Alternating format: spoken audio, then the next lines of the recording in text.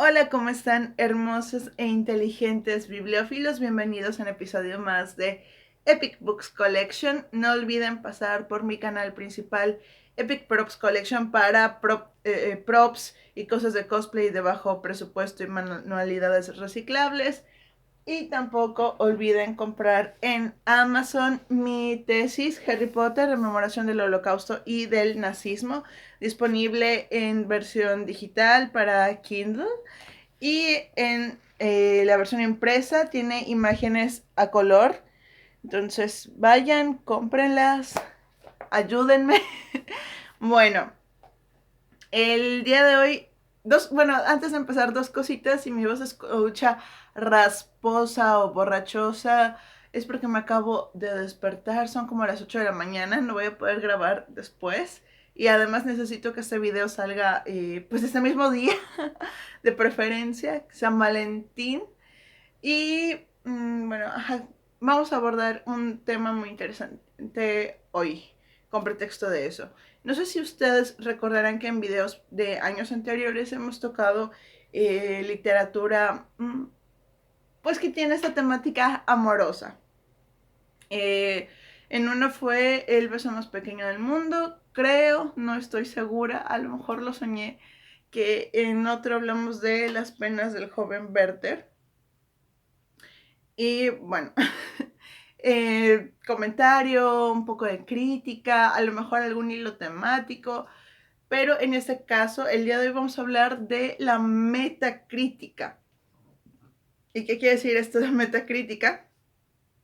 No sé si ustedes recuerdan que en la prepa, si ya están en la universidad o si todavía van a entrar a la prepa, pues hay algo que nos enseñan que son las funciones del lenguaje. Está la poética, fática, etc.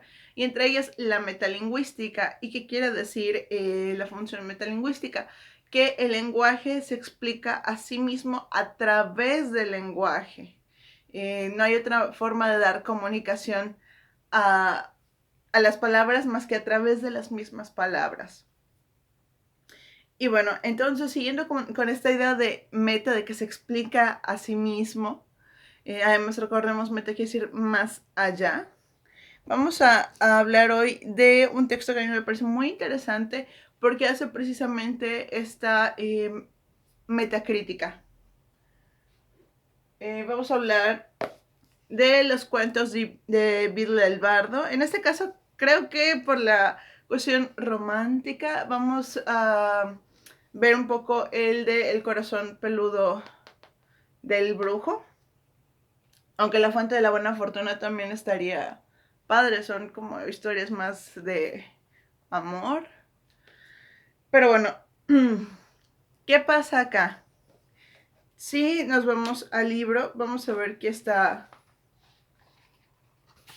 que inicia el cuento, está la historia. Y luego vamos a llegar a una parte donde, a ver, un momento. Ok, tenemos el cuento. Y después tenemos la parte donde inicia esta sección que dice Notas de Albus Dumbledore sobre el corazón peludo del brujo. Y así con los otros cuentos que aparecen acá. Al momento de que lo leí, dije, estos no son solo notas o comentarios sueltos, esto es una crítica literaria, porque hay una interpretación de los elementos que aparecen en el texto, por ejemplo. Bueno, para los que no han leído El corazón peludo del brujo, se los voy a resumir lo más que pueda. Tampoco quiero que este video dure 30 minutos como siempre. La historia es de un brujo que pensaba que la idea de enamorarse o tener una familia era una idea muy tonta porque el amor te hacía débil. Entonces decidió arrancar su propio corazón para evitar que sus sentimientos lo dominaran. Lo encerró en un cofre de cristal y ahí quedó. Pasó el tiempo, sus amigos empezaron a casar y la gente empezaba a hablar de él de, oye, ¿por qué rayos tú no te has casado? Entonces este dijo, ay, bueno, ya, o sea, que me dejen de fastidiar. Se buscó una chica que fuera que tuviera magia igual que él, para que sus hijos también heredaran la magia, que fuera igual de rica y que también fuera hermosa. Dijo, o sea, bueno, pues si ya voy a hacer esto, pues al menos que sea alguien que cumpla todas todas las características que quiero. Entonces, en la cena de compromiso, este chico le susurraba palabras de amor a esta chica, a esta bruja. Y la chica dice como que, oye, eso lo estás sacando de las canciones que están tocando, no me lo estás diciendo en verdad. Brujo, te creería eso si pensara que tienes corazón. Entonces él le dijo, ah, bueno, pues te lo voy a mostrar. Y bajan hasta la mazmorra donde tenían el corazón, pero ese corazón en la oscuridad se había vuelto salvaje, le había crecido pelo. Y cuando él lo abre, o sea, cuando él le muestra eso, la chica exclama que es algo terrible lo que ha hecho, que tiene que devolverlo a su lugar.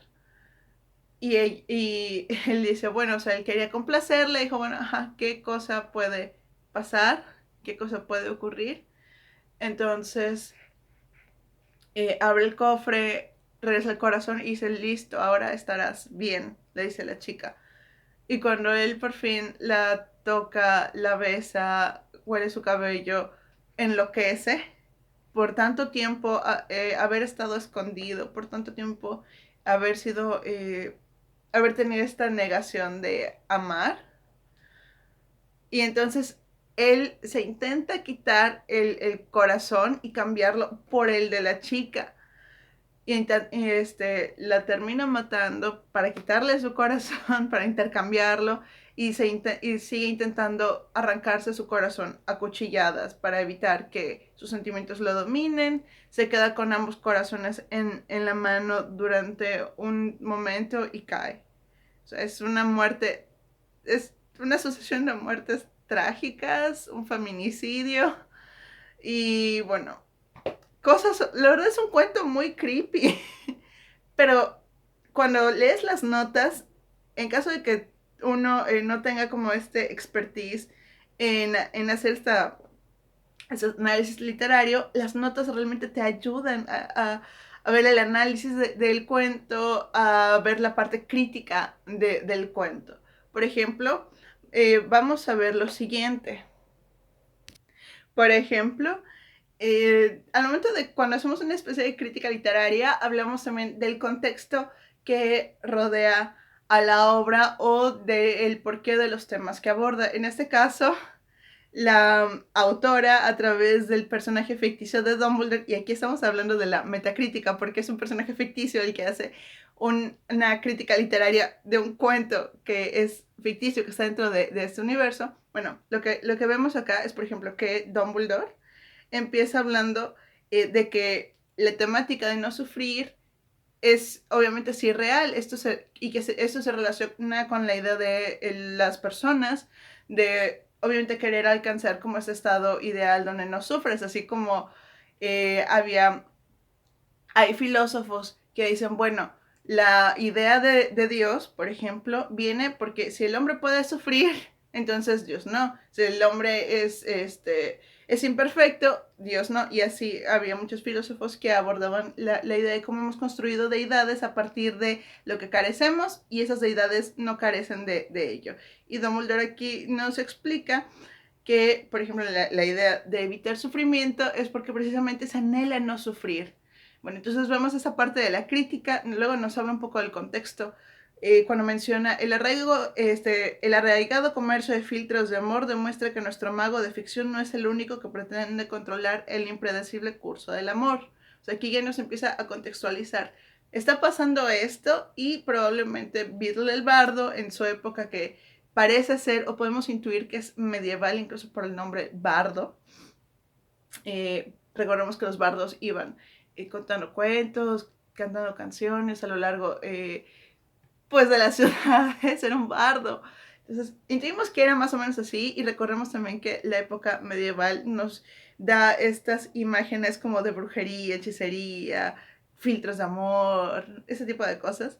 Bueno, entonces Dumbledore, entre comillas, nos contextualiza aquí la idea de los filtros de amor, que esto puede estar relacionado con la temática de querer controlar también las emociones de uno mismo o de otro.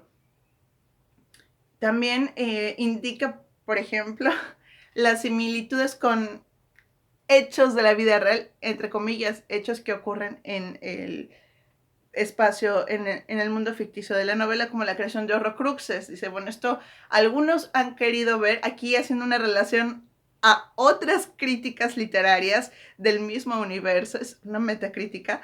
Dice, muchos han querido ver en esto la semejanza con la creación de un Horrocrux. Pese a que el héroe de Beedle no pretende evitar la muerte, es obvio que lo que hace es dividir algo que no debe dividirse, y al hacerlo infringe la primera de las leyes fundamentales de la magia.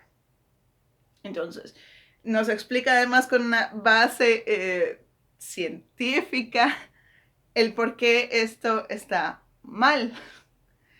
Y bueno, dice, y en efecto, al intentar convertirse en sobrehumano, este joven insensato se convierte en inhumano. El corazón que ha encerrado se marchita lentamente y le crece pelo, lo que simboliza su propio descenso a la animalidad. Haz una interpretación de las cosas que están pasando en el texto. A mí es que de verdad que yo disfruto muchísimo esta parte porque es una crítica literaria de un personaje ficticio a un cuento del mismo universo. Y nos puede ayudar también, si hay algún estudiante de literatura viéndome, esto nos puede ayudar mucho a tener idea de cómo construir nuestra primera crítica literaria para entregar en ese ensayo que te marcaron. Me hubiese venido muy bien darme cuenta de lo que era esto antes de entrar a la universidad. Bueno, también nos habla de cómo el texto ha entrado en la cultura popular del mundo mágico. Dice, aunque un tanto anticuada, la expresión tener el corazón peludo se ha conservado en el lenguaje coloquial mágico para describir a un mago o bruja frío e insensible. ¿Cómo entra el texto en la vida cotidiana? Pensemos, no sé, la idea de hablar de, él es todo un Don Juan, pues la figura de Don Juan Tenorio y de todos los otros Don Juanes sale del teatro romántico, de toda esta idea pues del tipo que iba buscando chicas a lo largo del mundo. O sea, el de Zorrilla es tal vez el Don Juan más conocido, pero hay otros Don Juanes en el teatro barroco que luego empiezan a pasar al teatro, ¿cómo se llama? Al teatro romántico. También la figura de trotaconventos, la expresión de trotaconventos, me parece que ahí está un poco en desuso, o no sé si alguna de ustedes la ha escuchado, yo sí. Pero bueno, la Celestina, que es lo mismo que la trata de conventos, es también una expresión muy común o muy utilizada. Dice, la hizo de Celestina. Es decir, que la hizo, digamos, como de Cupido, para que dos personas se conocieran. Y eso viene de la obra de teatro de la Celestina. Entonces, es muy interesante cómo nos habla de la inserción del texto literario y cómo ha permeado en la vida cotidiana. Y lo podemos ver con muchísimas otras cosas. Incluso con Harry Potter mismo, decimos cuando alguien chismea, estás hablando en Parcel. Porque eso pasa con la literatura. Bueno, continuamos. Y ya de hecho esta crítica literaria está súper corta.